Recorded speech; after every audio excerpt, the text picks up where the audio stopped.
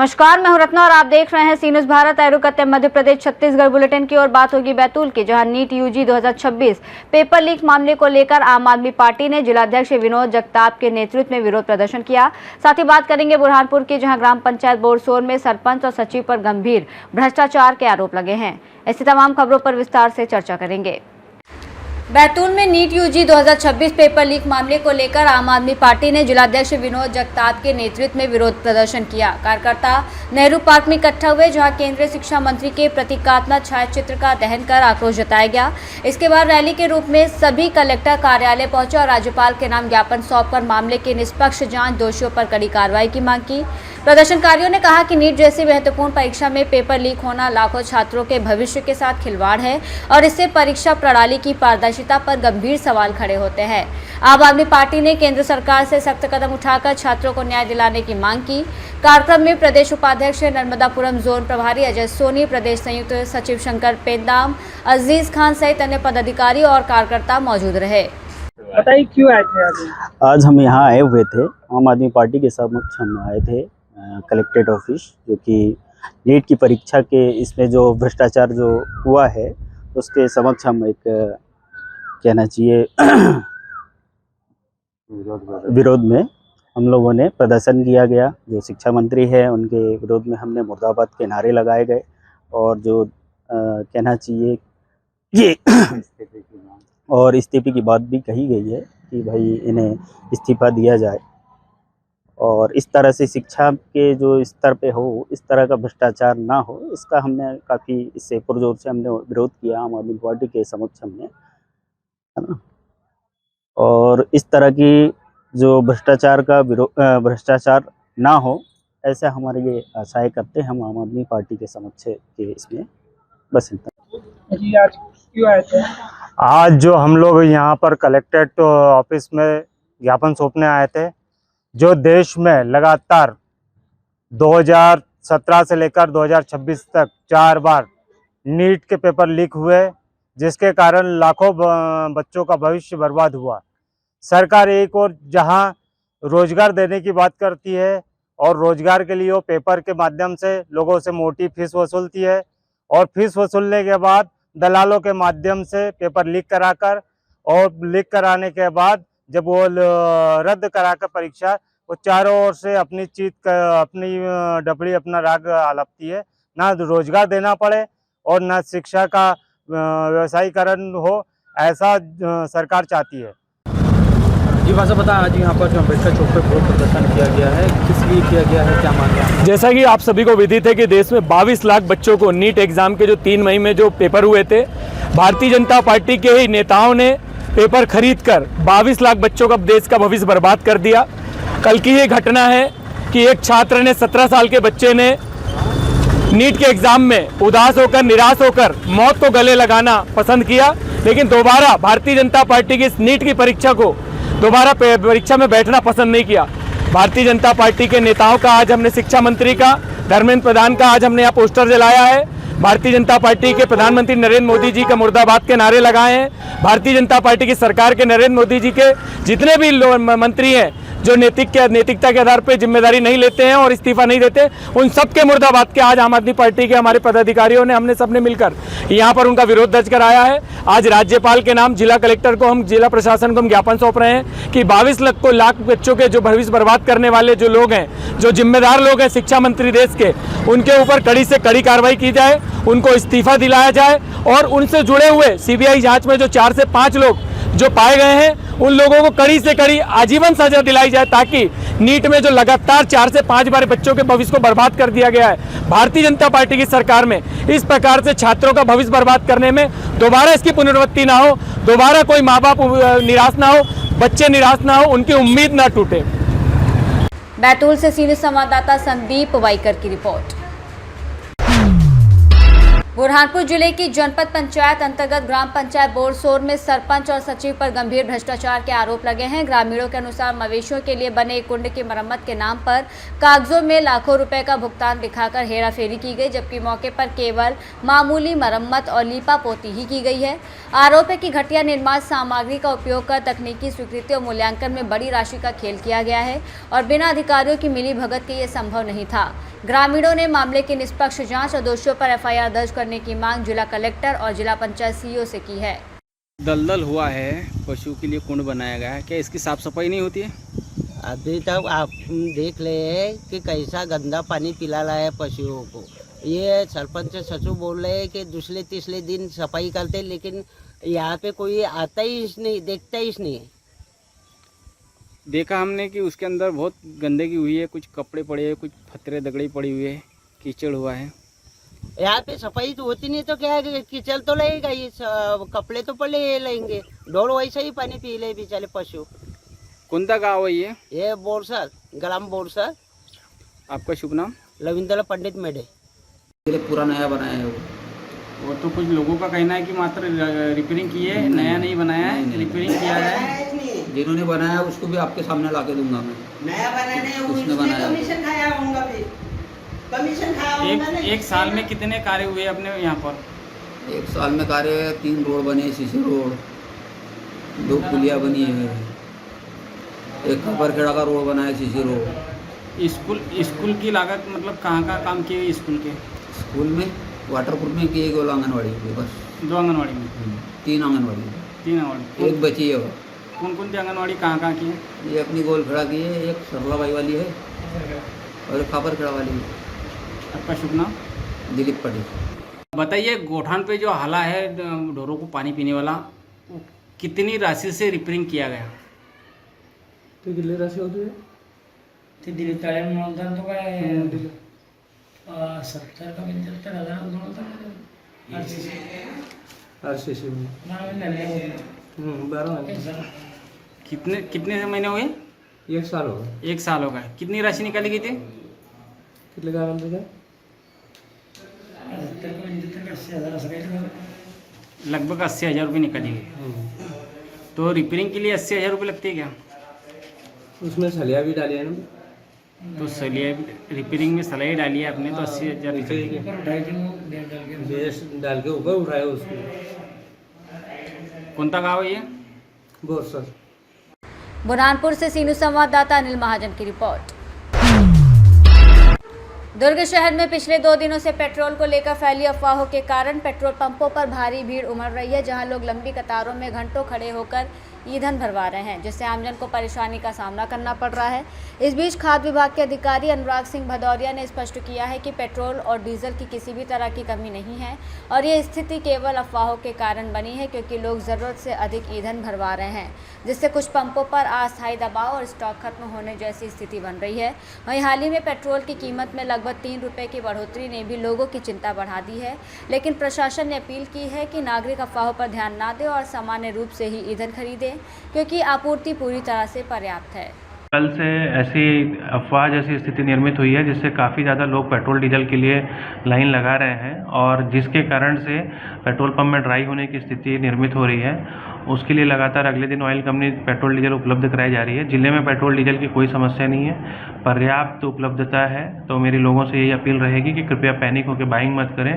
कल की तारीख में जो हमारे प्रतिदिन का ज़िले में पेट्रोल लगभग 3 लाख लीटर के आसपास बिकता था, वो लगभग 6-6.25 लाख लीटर के आसपास कल पेट्रोल की बिक्री हुई है। और सेम डीजल में भी स्थिति हुई थी, जो लगभग 300-350 लाख डीजल बिकता था, वो लगभग 8-8.5 लाख लीटर के आसपास डीजल बिक्री हुई है।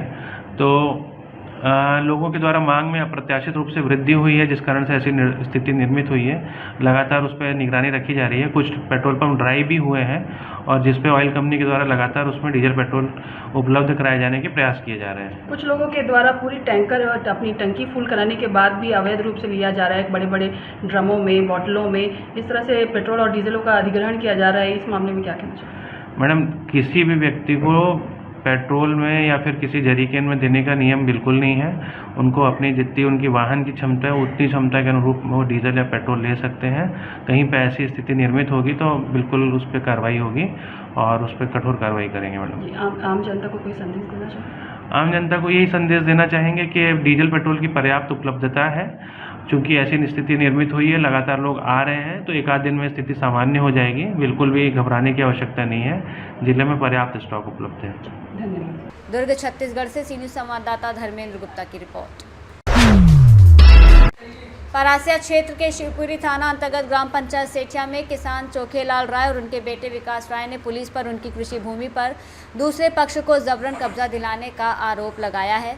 पीड़ित पक्ष का कहना है कि ये भूमि उनके पूर्वजों से चली आ रही है और करीब 35-40 वर्षों से उनके कब्जे में है, जबकि ये मामला वर्तमान में एसडीएम न्यायालय में विचाराधीन और अगली सुनवाई 12 मई को होनी है। आरोप है कि सुनवाई से पहले ही पुलिस के संरक्षण में बाहरी लोगों की मदद से जमीन पर कब्जा कराया गया, जबकि तहसीलदार न्यायालय पहले ही संबंधित प्रकरण को खारिज कर चुका है। वह थाना प्रभारी कंचन सिंह राजपूत ने आरोपों को नकारते हुए कहा कि मौके पर दोनों पक्ष अपनी अपनी भूमि पर कार्य कर रहे थे और किसी प्रकार का कब्जा नहीं कराया गया, बल्कि विवाद के चलते दोनों पक्षों को सीमांकन कराने की सलाह दी गई। मामले को लेकर पीड़ित पक्ष ने उच्च अधिकारियों से निष्पक्ष जांच की मांग की है। रहते हैं। क्या हुआ था आपके साथ? हमारे साथ ये हुआ उस दिन मैडम आई, टीआई मैडम, आगे देख के जीपीएस मशीन चलवाई, ट्रैक्टर चलवाई, फेंसिंग लगवाई और ये हमारी ज़मीन पुरखों की है और हमारी खानदान ज़मीन बेना, और हमारा केस चल रहा है, सिविल कोर्ट में केस चल रहा है और एसडीएम साहब के यहाँ भी केस चल रहा है। कोर्ट से कोई आदेश हुआ? नहीं, कोर्ट से कोई आदेश नहीं हुआ। अभी पटवारी को भी आदेश नहीं मिला, ना तहसीलदार साहब ने भी आदेश नहीं दिए, ना एसडीएम साहब ने भी आदेश नहीं दिए, ना तहसीलदार ने भी नहीं दिए। हमारे साथ दुर्घटना ये हुई कि टीआई मैडम ने आके आगे देख के यहाँ आगे देख के कब्जा दिलवाई और बाहर के गुंडा और 25-30 तो लेडीज़ को बुलाई और मेरे को यहाँ से लेकर 1 घंटे 2 घंटे के लिए जीप में बैठा ली और आगे देख के 3 ट्रैक्टर आगे देख के चलवाई खेत में, जैसे अपनी मोटरसाइकिल चलती है वैसे ट्रैक्टर चल रहे थे। जीपीएस मशीन वाले ने तुरंत गड्ढा खोदवा के तुरंत फेंसिंग लगवाई मैडम ने आगे देख के। थाना प्रभारी शिवपुरी ग्राम सेठिया छिन्ना में रहते हैं। उस दिन 10 तारीख को क्या बोलते हैं, दिन इतवार को मैडम आई यहाँ पे, सोनू राय आया, 100-150 गुंडा और गुंडे लोग आए, ऑनलाइन के पाइप लेके 2-3 कट्टे भी थे उनके पास।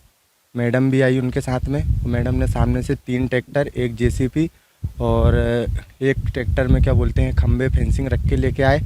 मैडम को हमने क्या बोलते हैं सिविल कोर्ट के कागज़ दिखाए कि मैडम वहाँ पे हमारा केस चल रहा है।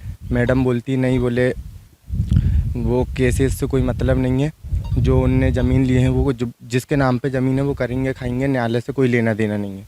फिर उनको बताया कि सामने वाले भुवन लाल ने एसडीएम सर के यहाँ पे कब्जे के लिए भी केस लगाया है, तो मैडम वो अभी विचाराधीन चल रहा है वहाँ पे, लेकिन मैडम ने उस बात को भी नहीं मानी। ये क्या बोलते हैं, मैडम ने उस दिन वीडियो भी है, मैडम ने अपने बचाव में बोली कि मैंने मामला बनाई हूँ और क्या बोल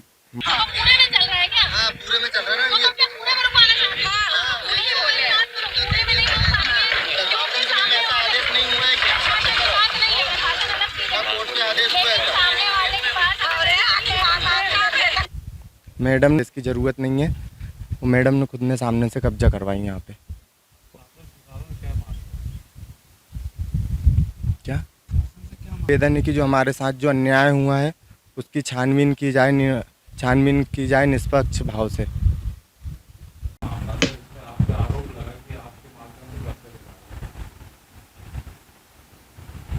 ये 10 तारीख की घटना है।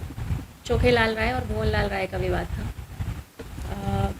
ऐसी हमारे पास ऐसी जानकारी है कि भुवन लाल राय उम्र 80 वर्ष, जिन्होंने अपनी ज़मीन विक्रय की थी, और उनका भतीजा है जो चोखेलाल राय, हमारे पास डायल 100 से और अन्य माध्यमों से सूचना प्राप्त हुई थी कि जो सेठिया बस्ती है वहाँ पर करीब 100-150 लोग एकत्रित हुए हैं और विवाद होने की संभावना है। इस सूचना पे पुलिस रवाना हुई थी।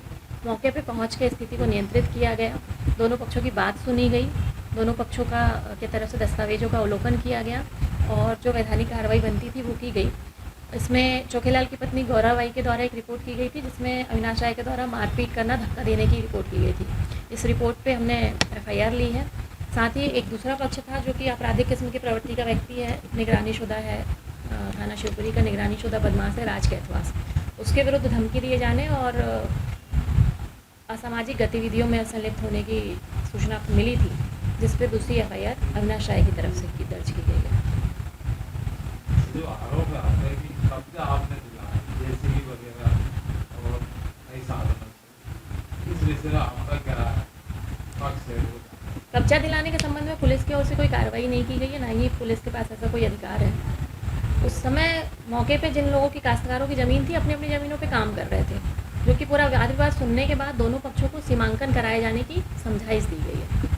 चूँकि फरियादी पक्ष के पास कोई स्टे ऑर्डर वगैरह नहीं था, इसलिए उनके कहने पे हम काम रुकवाने की प्रक्रिया हमने नहीं पालन की। लेकिन उस वक्त उनके पास कोई स्टे ऑर्डर भी नहीं था और ना ही सामने वाले की ज़मीन का कोई चिन्ह या कोई और चीज़ स्पष्ट बता पा रहे थे वो लोग, और अपनी अपनी ज़मीन पे अपने अपने काश्तकार काम कर रहे थे। विवाद की सूचना मिलने पे कार्रवाई की गई हमारी तरफ से।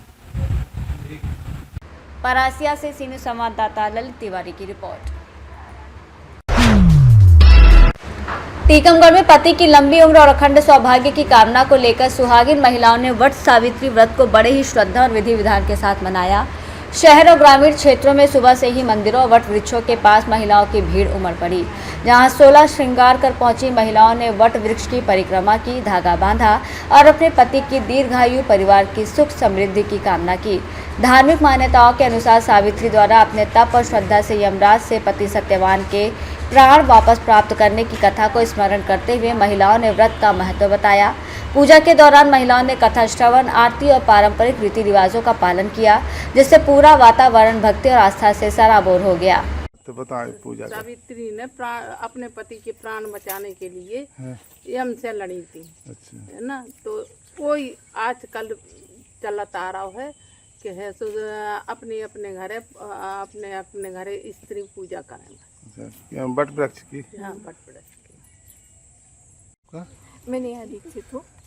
आज जो बट वृक्ष की पूजा की जा रही है, क्या महत्व है और कैसी पूजा होती है जी? इस दिन पति की लंबी आयु के लिए इसकी पूजा की जाती है, क्योंकि एक बार क्या हुआ, जब सावित्री के जो हस्बैंड पति थे, उनकी अल्प आयु थी और उनकी अल्प आयु उनको पहले से ज्ञात हो गई थी, नारद मुनि ने बता दिया था और उनका पहले पूरा राजपाट पूरा हर गया था। तो उन्हें मालूम था कि आज हमारे पति की अल्प आयु होने के बाद आज उनकी जान जाने वाली है। तो वो सवेरे से उनके साथ निकल पड़ी और जैसे ही वो निकली हैं और वो पेड़ काट ही रहे थे और उनके सिर पे बहुत सिर दर्द हुआ, तो बोले कि हमको गोदी में लिटाए और उनको मालूम था कि इनके प्राण जाने वाले हैं। यमराज आए और यमराज उनको लेके जाने लगे। तो सावित्री उनके पीछे जाने लगी, यमराज के पीछे। तो कि क्यों हमारे पीछे क्यों आ रही हो? तो कह हमें तो अपने पति के साथ जाना है, उनके साथ ही रहना है। तो बोलते हैं कि आप हमारे पीछे पीछे तो आ रही हो, लेकिन कोई वरदान तो ऐसा तो हो नहीं सकता। तो उनसे वरदान बोलते हैं कि हमारे जो सास ससुर है उनकी आँखें और राजपाट आ जाए। तो वो कहते तथास्तु। फिर वो लेके प्राण लेके जैसे ही जाते हैं आगे, तो फिर वो बोलती है कि आप पीछे पीछे क्यों आ रहे हो? तो क्या अब मेरे को पुत्र वधू का वरदान दीजिए। और वो बोलते हैं पुत्र वधू का वरदान तथास्तु। फिर वो पीछे पीछे, तो क्या जब पुत्र वधू आपने बोल दिया है तो हम कहाँ से होंगे? तो फिर वो सावित्री की यहाँ से सुहागन स्त्रियाँ इसकी करती है, बट वृक्ष की पूजा करती है। इससे सावित्री की पति की जो आयु थी उन्हें फिर से मिली और उनका जो राजपाट जो था वो फिर से मिल गया। टीकमगढ़ से सी न्यूज़ संवाददाता मनोज खरे की रिपोर्ट। बुलेटिन में फिलहाल इतना ही। देश और दुनिया की तमाम बड़ी खबरों के लिए देखते रहिए सी न्यूज़ भारत।